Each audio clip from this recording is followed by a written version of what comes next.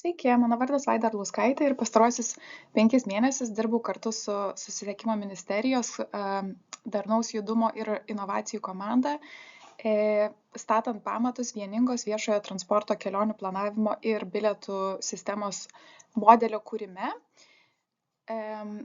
Tai ši idėja sukurti tokią platformą, vieningą viešojo transporto platformą visos Lietuvos mastu, nėra tik idėja, tai vyriausybės programos uždavinys.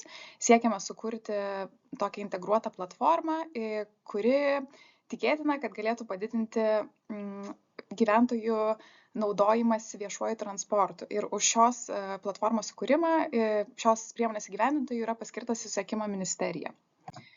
Ir tokios platformos sukūrimas remiasi judumas kaip paslauga arba mobility as a service konceptu, kurio tikslas iš esmės yra viena platforma, vienas krepšelis ir kelionių planavimas nuo taško A iki taško B.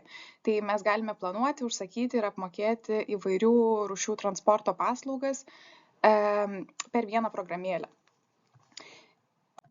Tai šitaip atrodo vienos iš tų programėlių pavyzdys, Danijos Reisen Planen. Tai matome, kad mes galime pasirinkti savo patinkantį maršrutą, išsirinkti tinkamą kelionės variantą ir bilietą ir vieną kartą mokėti už visą kelionę. Lietuvoje planuojama, kad tokia platforma sujungtų geležinkelio transportą, kelių transportą, tai čia kalbame pagrinde apie autobusų transportą, kuris itin populiarus Lietuvoje, ir taip pat vandens transportą. Tai pirmuoju etapu šiuos 3 ir vėlesnėme etape planuojama prijungti ir mikrojudumo ir transporto dalinimosi paslaugas, tai tokius dalykus kaip elektriniai paspirtukai, Bolt Drive ir panašiai. Iš pirmųjų 3 didžiausia galbūt iššūkį kelia būtent kelių transporto ekosistema, nes ten mes turime virš 60 skirtingų operatorių, kurių dydžiai ir interesai labai varijuoja. Tai reikia rasti vieną sprendimą, kuris veiktų visiems. Trumpai apie esamą situaciją Lietuvoje, esamą progresą ir kokie iššūkiai vis dar išlieka. Tai jau 2012 metais buvo sukurta tokia sistema, informacinė sistema Vintra, kuri siekia sujungti visus duomenis apie maršrutus, apie stoteles ir taip toliau iš visų skirtingų vežėjų. Tačiau ši sistema dar reikalauja didelių tobulinimų tiek iš techninės pusės, bet didžiąja dalimi iš duomenų pilnumo ir tikslumo. Dar daug operatorių visgi nesidalina duomenimis ir savivaldybės, kurios organizuoja savo miesto ir priemiesčio transportą, taip pat dauguma dar neturi kompetencijų arba resursų dalintis kokybiškai šiais duomenimis ir juos reguliariai atnaujinti. Kitas dalykas yra, kad Lietuvoje yra ganėtinai žemas skaitmenizacijos lygis, tai tik 11 savivaldybių kol kas turi elektroninių bilietų sistemas. Iš gerosios pusės tai yra jau keletas pavienių iniciatyvų, kai bandoma integruoti kelių šalia esančių savivaldybių viešąjį transportą į vieną platformą. Tai vienas iš pavyzdžių yra Tauragės žaliasis regionas, kuris jau tai pasidarė. Ir taip pat vis daugėja iš esmės tokių skaitmeninių platformų, kurios padeda keleiviams planuoti savo keliones ir atsiskaityti už bilietus, tačiau nei viena iš šių platformų visgi neapjungia skirtingų transporto rūšių ir taip pat neleidžia nusipirkti, vieno bilieto skirtingoms transporto rūšims ir taip pat apsiriboja dažnai tik tai vieno miesto arba savivaldybės ribomis, kur galima tas keliones planuoti.